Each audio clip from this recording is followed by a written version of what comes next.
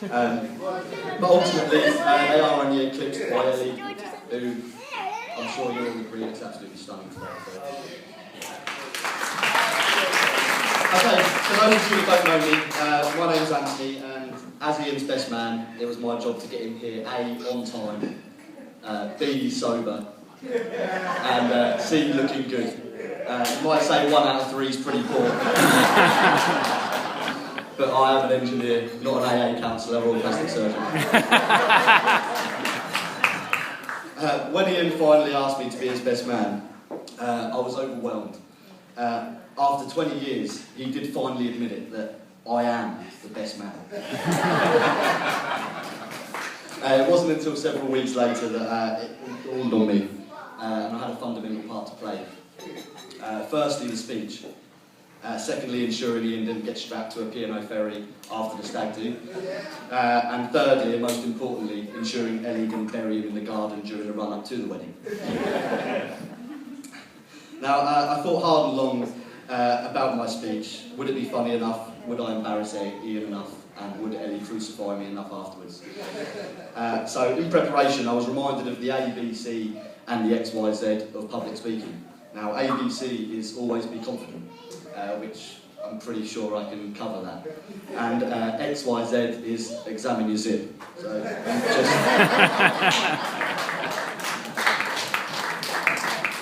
now, I got extremely nervous practicing my speech, even on my own in front of the mirror at home. I did practice to a live audience. I went to the local care home. I think it went pretty well. They all went themselves anyway. So. So I did make a couple of attempts in my speech, and then Ellie told me everything that I couldn't mention. So I'd like to raise a glass. No, I'm only joking. Don't worry, Ellie, I'm not going to say anything about when me and Ian went to Amsterdam and ventured around the red light district. I won't mention anything about the lap dancing clubs. I definitely won't say anything about Ian's 30th. And I certainly won't say anything about when we went to Leeds Love Parade. In fact, we did go to Leeds Love Parade in 2001.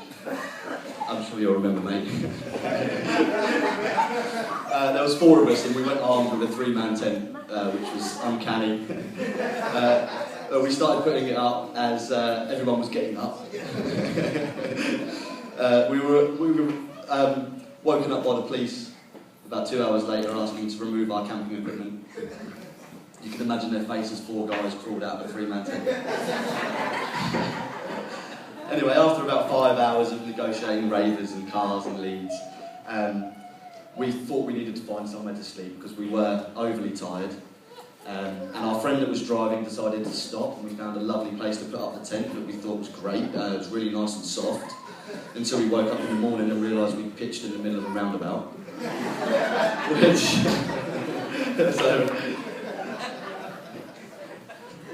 Now Ian and I have known each other for about 2 decades, which means we probably grew up in one of the best eras ever. Sit down.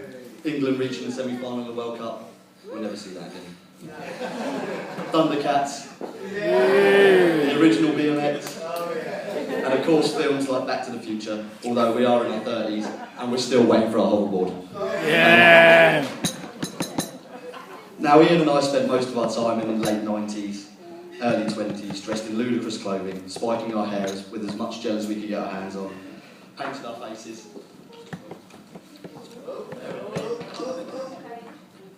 We painted our faces and looked like complete idiots. We danced for hours upon hours with fluorescent glow sticks at various venues around the UK.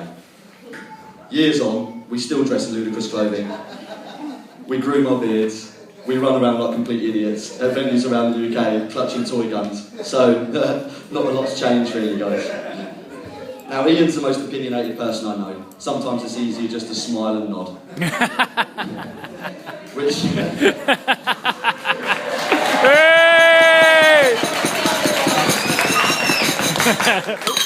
But I'm pretty sure Ian will get a lot of practice for that in the next 50 or so years. But joking aside, there's nothing I wouldn't do for Ian, and I know there's nothing Ian wouldn't do for me. So you could say we spent 2 decades doing absolutely nothing for each other.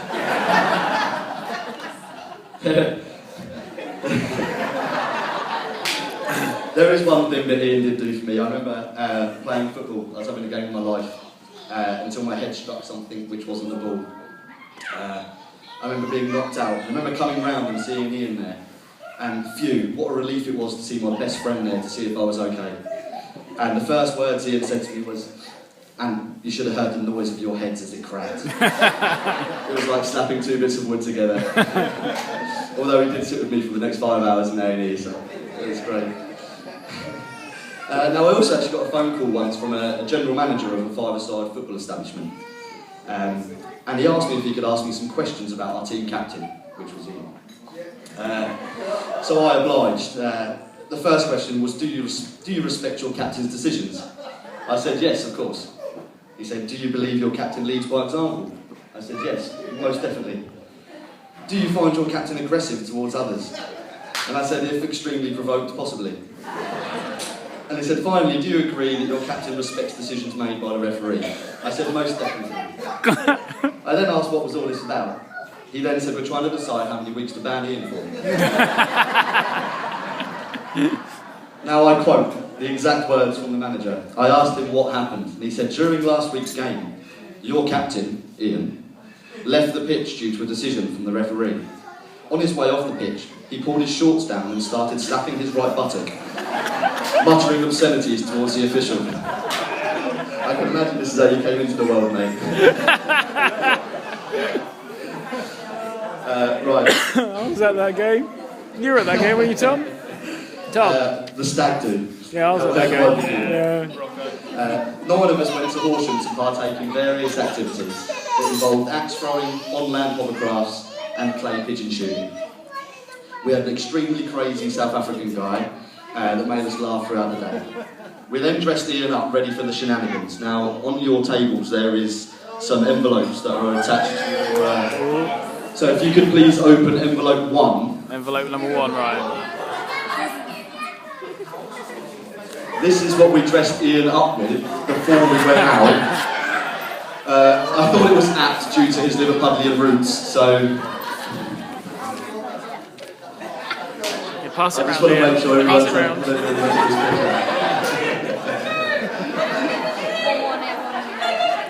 Now we entered Brighton, and the beer and the laughs flowed. It wasn't until the minibus journey home that several of the lads showed their expertise in gymnastics, with somersaults over the seats and how to strip a fully grown adult. They were kind enough to leave him with one piece of clothing, so if you'd like to open envelope 2... I already know what picture this is. This is an absolute priceless picture. This is Ian. Oh my god! Oh my god!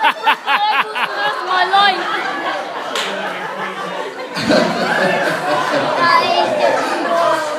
I'm sorry guys, I couldn't let him get off lightly, so... now... I want to see it! No, don't let Josh see it! So, and finally, returning to the hotel, extremely drunk with a half-naked stag, the fun and enjoyment didn't end there. But I think I have embarrassed him enough. Or have I? This was how Ian finished the night. It is censored, so if you'd like to open envelope 3.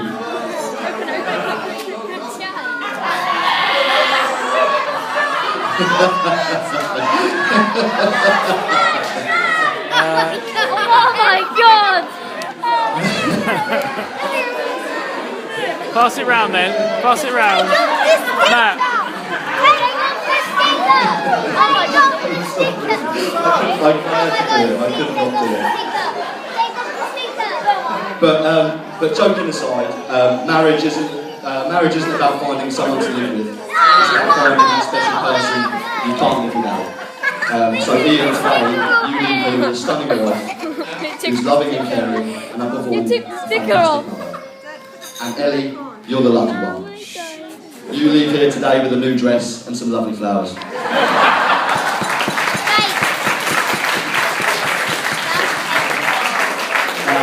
It wouldn't be a speech. One of my last duties is to... I do have a few cards that Ellie gave me from people that couldn't attend today. But mainly I'd like to make a toast to absent friends and family. I know we've already done it, but I'd like to say make a toast to Dave Kerman, to the father of the bride. Quintovalle ride. I'm sure he's pretty proud of you today, Ellie. I know everyone else is.